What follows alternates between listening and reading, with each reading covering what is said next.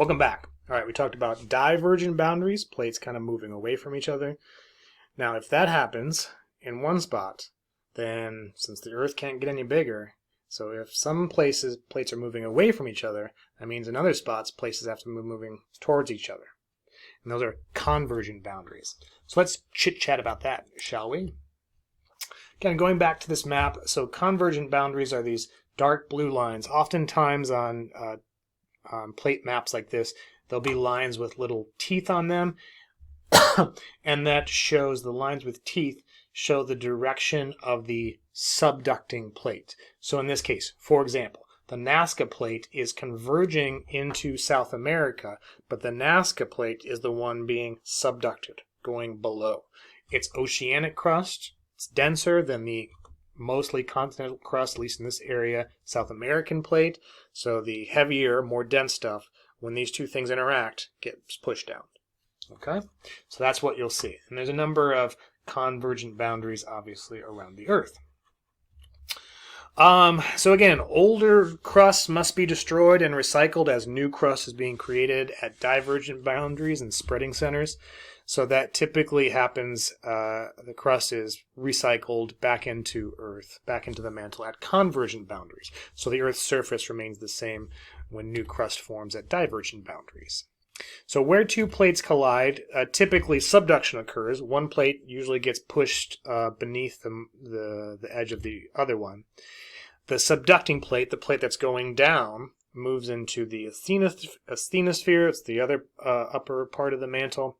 It's heated, melts, and eventually incorporated back into the mantle material, mostly solid rock, that hot, sticky Plato mixed with rocks.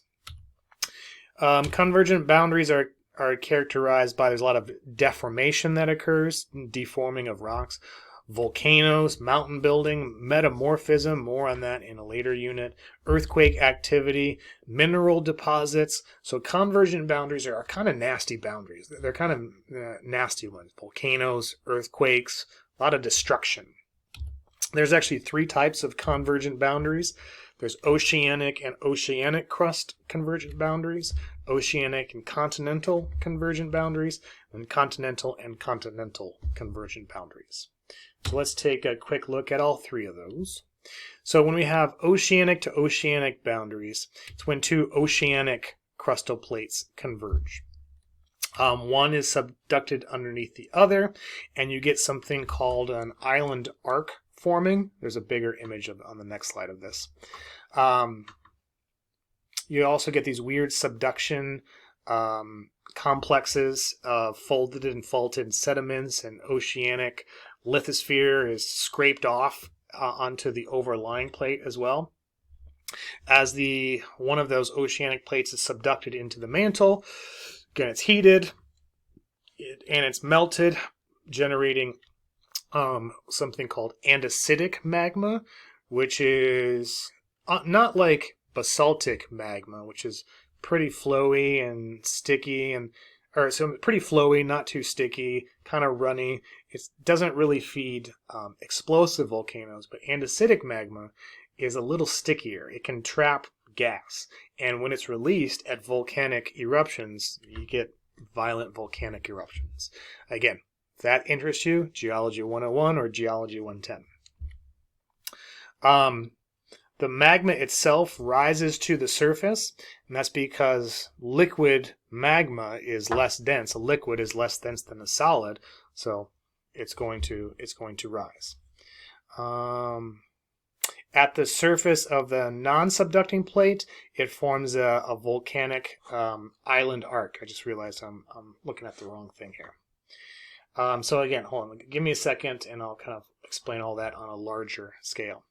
So you get also something called a back arc basin forming in some cases where there's fast abduction, and you get a back arc basin that forms another spreading center kind of behind the convergent boundary.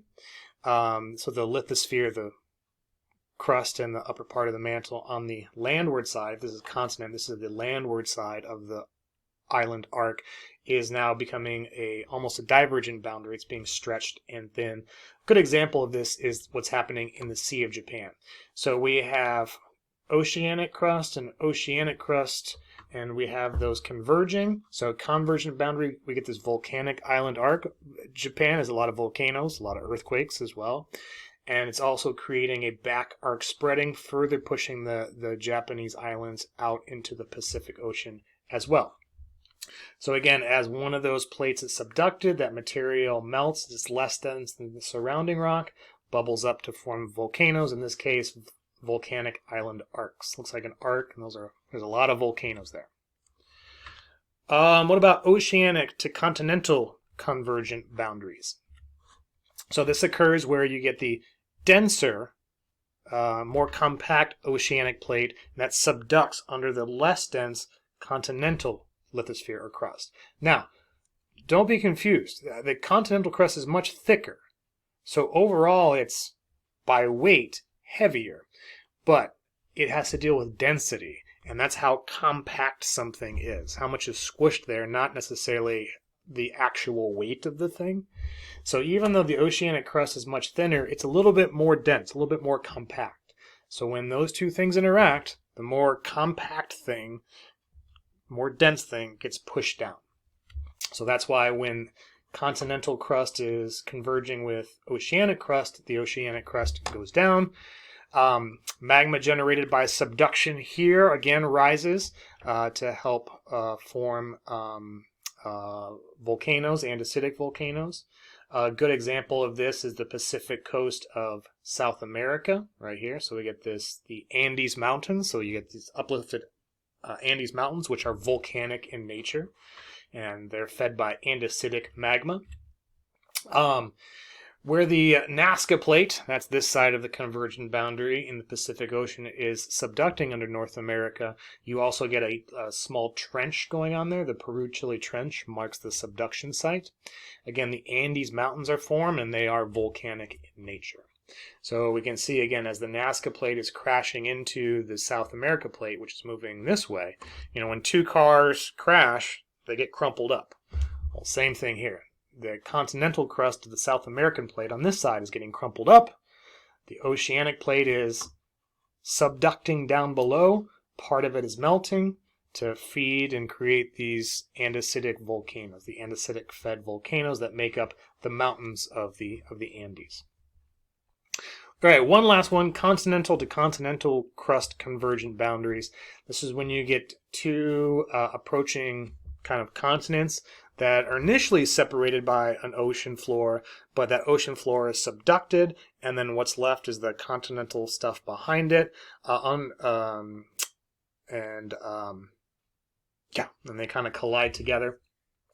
Where the two continents collide, the continental lithosphere cannot subduct because they're the same density, and in this case, one's not necessarily more dense than the other, so they just kind of crumple up if its density is too low, although one may partially slide underneath one another, but for the most part, they just kind of crumple up to form mountain ranges. There's very little melting that occurs, so you don't really get volcanoes in this area, but you do get mountain ranges. More on that in just a second. So when these two continents collide, they kind of just weld together at a continental to continental crust plate boundary. Again, you get an interior mountain belt that forms, consisting of maybe deformed sedimentary rock. Igneous intrusions, you are breaking and cracking things, so some magma could make its way through. Metamorphic rocks are altered rocks. More on all of these rock types in a later unit.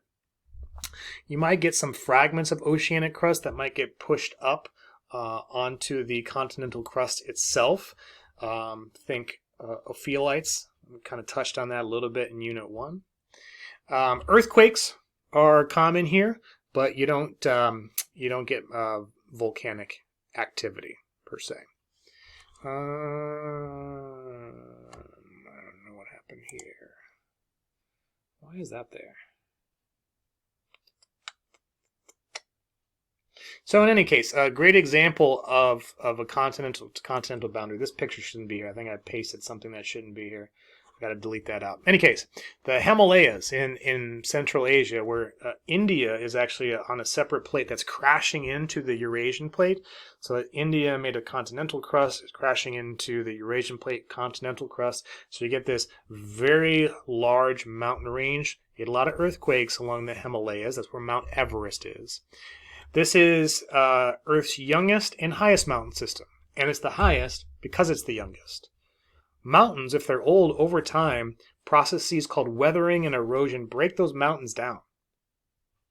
But the Himalayas are the Earth's youngest major mountain chain, therefore they're going to be the highest. And they're still getting pushed up higher and higher every year, every day, every second, because India is still crashing into Asia. This all began 40 to 50 million years ago. This is all due to the breakup of Pangaea, but it's still continuing to this day.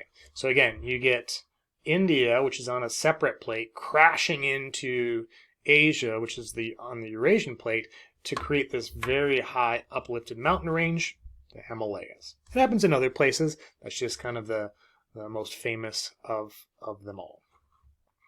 So how do we recognize, so those are all current convergent boundaries. How do we recognize ancient convergent boundaries? So we can look for evidence of subduction zones in the rock records. So andesitic magma indicates subduction zones. So that must mean andesitic magma, which eventually forms an igneous rock. Andesite, if it erupts and cools, can indicate, oh, this area might have been a convergent boundary area. Island arcs, volcanoes, or continental volcanoes can be indications of old convergent boundaries. When one plate subducts, if oceanic crust subducts underneath continental crust, you can get a zone of intensely deformed rocks between kind of the trench of the subducting plate and the volcanic igneous activity area. You can get sediments and submarine rocks that are kind of folded, faulted, and metamorphosed, and sometimes pushed onto land. Since they're all folded, these sediments and submarine rocks, below the ocean rocks, are folded, faulted, and metamorphosed. You get this chaotic mixture of oceanic rock called a melange. So that can indicate ancient convergent boundaries if we see these areas of these weird melanges. And we can also see slices of oceanic lithosphere, oceanic crust and upper mantle areas, kind of accreted, scraped onto maybe the overlying plate on the continental edge, and those things are called ophiolites. Again, go back to Unit 1, lecture, lab, talked about it briefly. Let me bring it up one more time. So ophiolites consist of layers represent parts of the oceanic crust and the upper mantle. That's the lithosphere. You can get different sedimentary rocks that include things known as greywackies, black shales, and cherts. More on that when we talk about rocks later. And these things are key to detecting old subduction zone, because they kind of get scraped off onto the edges of continental crust where oceanic plates subduct down. Go back, look at the Unit 1 lab, more on that. Okay. And remember, ophiolites are pretty rare on Earth. They only have occurred in a few places under certain conditions. That area that we looked at in western Washington just so happens to be one of the few rare ones here in North America. Okay, so let's go ahead and pause here. When we come back, we'll talk about the last boundary type, as well as a couple of other things called hotspots and mantle plumes. See you back here in just a second.